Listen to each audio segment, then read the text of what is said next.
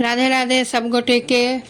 अहाँ सब गोटे दाइ सब जानते छिए जे 16 मई के एहि बेर अपना सबहक बरसाइत पाबनि ये। ओहि बरसाइत पाबनि के पाबनियो कथा होइ छै और सावित्री और सत्यवान के कथा सेहो होइ छै से अपने सब गोटा जानते छिए। और एहि कथा के हम एकटा पहले सत्यवान आ सावित्री के कथा सुना रहल छी। नीक लागत तऽ वीडियो के लाइक शेयर करब, कमेंट जरूर करब जे अहाँके केहन लागल, और बेल आइकन क्लिक जरूर केने रहब जे कोनो नवका वीडियो अहाँ सब लग पहले पहुँच जायत। भद्र देशक महाराजा बड़े धर्मात्मा छलाह। जिनकर नाम अस्पति छलनि, तिनका कोनो संतान नहीं छलनि। से महाराजा महारानीक मालवीक अनुमति पाबि बन जाके पराशर में बनक पराशर मुनिक उपदेश से गायत्री के अनुष्ठान केलथि। गायत्री देवी बर से लाभ पाबि कऽ राजा राजधानी अयलथि। तत्पश्चात हुनका एकटा कन्या जन्म लेलनि। सावित्री के अनुष्ठान से कन्या जन्म भेलथि, ताहि दुआरे कन्याक नाम सावित्री रखलखिन। परम सुंदरी सर्वगुण संपन्न सँ सावित्री राजकन्या में बड़ा सुशील छलीह। हुनकर माँ महारानी मालवी बाल अवस्था से हुनका लिखय पढ़य, उत्तम उपदेश ओ गृह परिचर्या आदि स्त्रीक जतेक गुण होइया से सबसँ सुशिक्षित कऽ देलखिन, एक आदर्श बना देलखिन। बाल अवस्था में बालिक मन में जे अभ्यास नीक आयल कराय देलखिन, से स्वभाव हुनका जन्म भरि के हेतु उन्नति अवनति, सुनाम दुर्नाम, जस अपजस देनिहार में जाइ छनि। सावित्री जखन बालिक छलीह ताहि समय से माँ हुनका पति भक्ति, सासु ससुरक सेवा, माय बाप के आज्ञाकारी को गृह परिचारक कुशलता तेहन अभ्यास कराय देलखिन जे आगू जाय से सब गुण सावित्री के सर्वदाक हेतु सुखकारक भय गेलनि। सावित्री अपन माय बाप के एक संतान छलीह, ते कारण ओ माँ बाप के तेहन दुलधारणी आर छलीह जे भोजन शयन भूषण बसन आदि दुर्लभ राजसी सुख हुनका सतत प्राप्त रहनि। परम सुख भोग में सावित्री अपन बाल्यावस्था में व्यतीत केलथि। जखन विवाह योग भेलखिन तखन हुनका माय बाप सहयोग बर निमित्त महाराज कुमार सभक बहुतो अन्वेषण केलखिन, किंतु सावित्री के अनुरूप सौंदर्य और सर्वगुण संपन्न वर कतौ नहीं भेलनि। तत्पश्चात हुनका माय बाप सावित्री यही अपन योग वर ताकि लेबाक लेल आज्ञा देलखिन। जखन बहुत दूर चलि गेली ताहिठाम एकटा तपोवन में सन्निधि धुमुतसेन महाराज जनिक राजा हरण भऽ गेल छलाह। तिनका कुटी छलनि, ताहि कुटीक समीप ही हुनकर पुत्र सत्यवान सँ भेंट भेलखिन। सावित्री हुनकर सौंदर्यता पर मोहित भऽ गेलथि, पति स्वीकार कऽ लेलखिन मोने मोन। सत्यवान सेहो सावित्री के रूप और गुण पर आशे मोहित भऽ गेलथि। परस्पर विवाह के अवस्था दुनू के ताहि ठाम भऽ गेलै। सावित्री अपना पिता के राजधानी में घुरि एलथि। पिता सो सत्यवानक परिचय ओ विवाहक व्यवस्था कहि सुनलखिन। ताहि काल नारद मुनि सेहो राजा सन्निधि में बैसल छलाह। सावित्री कथा सुन नारद देव ऋषि अस्पति के भेंट भेलथि। हे महाराज, होनिहार बात कर्म लेख भेल चाहे ताहि में संदेह नहीं हमरा। ई बात पर कहबाक जे सत्यवान आयुष आइ सो पूरे 101 वर्ष धरि छनि, ताहू पर लगले जे एहि देह त्याग पर परलोक प्राप्त करता। नारद मुनि कथा सुन महाराज अत्यंत व्याकुल भय कन्या के बुझाबे लगलखिन। हे पुत्री, अपन आग्रह छोड़ि दियौ। देवऋषि नारद कथा कखनो मिथ्या नहीं कहै छथिन। हे सत्यवान के छोड़ि कऽ दोसर वर्ष सेहो बियाह करू, नहीं तऽ 1 वर्षक उत्तक अहाँक वैधव्य दशा में प्राप्त से भरी जन्मक हेतु घोर कष्टक योग किया करब। हृदय शून्य अंध लोग जो खाड़ी में खसे तो ओकर की साधे, परंतु अहाँ के यही बुधियारी भय जन बुझि घनघोर पिता बहुत तरह से समझाबऽ लगलखिन जे अहाँ एखन विवाह नहीं भेला, अहाँ विवाह के सत्यवान के साथ विवाह करऽ के प्रस्ताव छोड़ि दियौ। एही अवस्था में 1 वर्षक बाद यदि अहाँ मसमात भऽ जाए कि विधवा भऽ जाए तो हमरा सबके कते घोर कष्ट उठाबऽ पड़त अहाँके एहि रूप में देख कऽ। ताहि दुआरे ओहि रूप से देखऽ से बढ़िया ये जे अहाँ पहले ही अहाँ अथी छोड़ दियो, हट छोड़ दियो। सावित्री पिता के कथा सुनि कऽ थोड़े काल लज्जा और माथा झुकाई लेलखिन, फेर धर्मक विचार कर पिता से बजलखिन, हे पिता, अब अहाँ के कथा सत्य अछि। हमहूँ जैन छी जे स्त्री के स्वामी व्यति रहित संसार शून्य छै। मतलब स्त्री के मतलब अपना स्वामी के छोड़ कऽ पूरा संसार हुनका ले कोनो स्त्री ले बेकार रहे छै, कोनो काजक नहीं रहे छै। अपन मन हुनका में अर्पण कऽ देलखिन। आब हुनका छोड़ दोसर पुरुष के स्वामी कोना करब? हमरा अधर्म अपने के कलंक। शास्त्र कहे छथि स्त्री के स्वामी सो भिन्न अपर पुरुषक दिस ध्यान नहीं देबाक चाही। हे पिता, हम अपन हृदय रूपी मंदिर में सत्यवान मूर्ति के स्थापना कर चुकलहुँ। अपन मन हुनका अर्पण दऽ कऽ आब हमर तन मन हुनके भऽ गेलनि। तखन आब ई शरीर हम अपन पुरुष के कोना आन पुरुष के कोना दऽ देबै? हम नीके काज कऽ चुकलहुँ। हमर स्वामी होबाक योग संसार में केवल एकमात्र सत्यवान छथिन, दोसर कोनो नहीं। दीर्घ आयु होइन या अल्प आयु होइन, आब हमरा स्वामी सत्यवान भेलथि। अपन किछु चिंता जन ओ छोड़ कऽ हमर भाग्य में जे लिखल छला से तऽ भऽ गेल। अपने के आब कोनो चिंता में नहीं अहाँ पड़ू। लोक बजै छथि माय बाप जन्म दै छै लेकिन कर्म बेटी के अपने रहै छै। कहावत नहीं कहै छै अपना सब में जे जन्म माय बाप देते, कर्म तो अपने बेटी के रहै छै। तो से एठन सावित्री में कहै छथिन जे जन्म पिता अहाँ देलहुँ लेकिन कर्म तो हमरा अपने रहत। से सुनि कऽ कथा सुनि राजा अत्यंत चिंतित भेलथि, बड़ी दुखी भेलथि। भय कानऽ लगला। कर्तव्य से एको फुर्ती नहीं होइया। ताहि ठाम सावित्री के धैर्य धर्म ओ साहस देख नारद बजला, ओ महाराज, आब एही कन्या ओही वर से विवाह होबे दियो। ईश्वरक इच्छा किछु नीके बुझ पड़ैया। जखन देवऋषि सेहो सम्मति देलखिन तखन महाराज अश्वपति अपन कन्या सावित्री के तपोवन ल जाकर सत्यवान से विवाह कराय देलखिन। सावित्री अपन पिता के राजधानी राजस्थ सुख सबके त्याग कऽ स्वामी और वृद्ध सास ससुर और सेवा हेतु घोर वन में रहे लगलखिन। राजभवनक भोग्य मिष्ठान पदार्थक बदला में ताहू से अधिक सुखदायक कंद मूल फल खाया का अमृत बुझि संतोष पूर्वक स्वामी से सुश्रूषा में निर्वाह करे लगलखिन। जे सावित्री काल्हि धरि उत्तम सुखदायक पलंग पर सुतै छलथि, उत्तम भोजन करै छलखिन, नीक सँ नीक पीताम्बर आभूषण आदि पहिरै छलखिन, अनगिनत दासी दास हुनका आगू पाछू रहै छलनि हैं। सावित्री आइ बलकल एखन वन में रहैत बलकल पहिरऽ लगलखिन।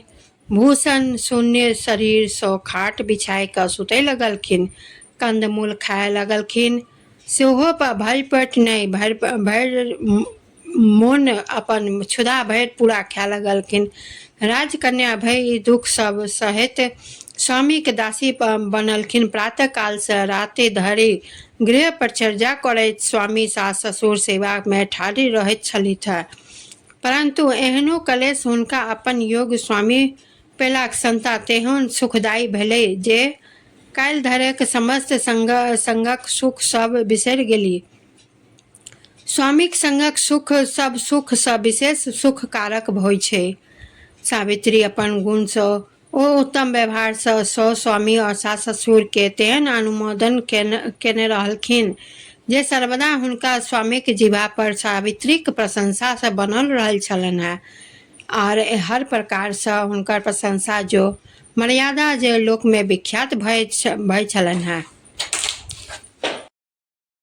हुनकर सास ससुर के सेवा और पति सेवा से ओ पूरा विश्व विख्यात भऽ गेलथि और हुनकर हमेशा प्रशंसा चलै छलनि हैं।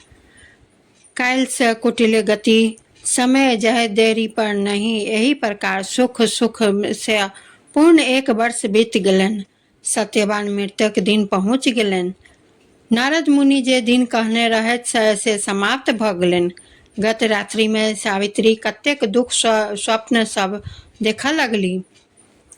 प्रातः काल होइत अनेकानेक अपशगुन सब घूमे लगलनि चारू कात। जे काज करथिन ताही में अपशगुन होबऽ लगलनि।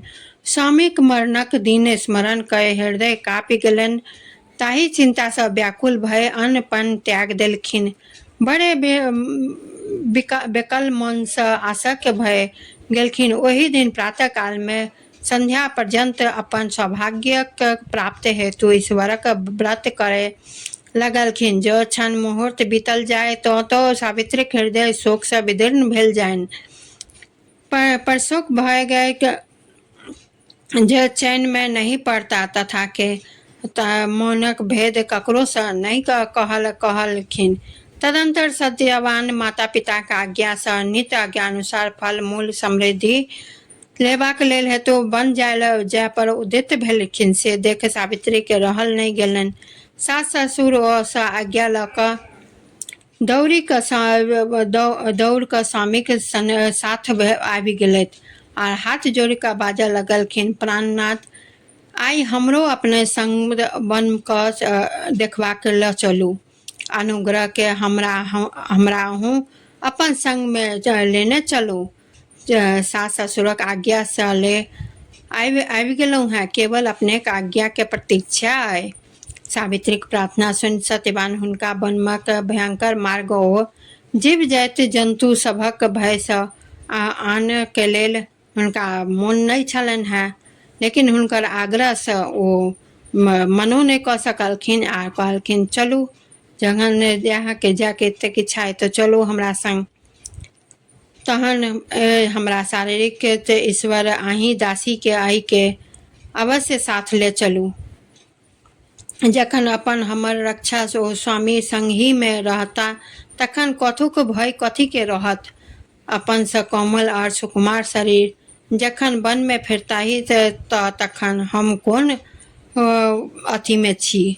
अपने दासी छी, अहीं के दासी छी। स्त्री विशेष के स्वामी के छाया कहल जाइत अछि। एहि बात पर प्रत्यक्ष अछि जे जते जते दे सावित्री कहऽ लगलखिन, देखियो ई बातक प्रत्यक्ष प्रमाण अछि जे जते देह रहै छै तते छाया रहै छै, हुनका परछाई रहै छै। तेनाहिते अहाँ हमर देह छी आर हम अहाँ के परछाई छी, तऽ जते जते अहाँ रहब तते तते हम रहब। सावित्री के एतेक अनुरोध सब सत्यवान मतलब रोकि नहीं सकलखिन। अपना भरि बड्ड चेष्टा केलखिन। जते घनघोर जंगल में जीव जंतु रहैत अछि जे सावित्री के किछु नुकसान हेतनि, ताहि दुआरे वो अपना भरि बड्ड चेष्टा केलखिन जे वो नहीं जेती। लेकिन सावित्री नहीं मानलखिन। सावित्री के पता रहनि जे आई हुनकर प्राण छूटऽ वाला छनि, तो अपना भरि एक क्षण हुनका छोड़ऽ के कोशिश नहीं करै छलखिन हैं। ताहि पर अपन घोर वन सत्यवान दुनू गोटा पहुँचलथि कोई जंगल में। सावित्री के परेशान देख हुनका मुख और छाती पसीना अपन हाथ से पोछि ताही ठम प्रिया के एक बट वृक्ष पर छाया तर में बैसलखिन दोनों और अपन कुठार से जरावन जारनि काठी सब काटऽ लगलथि।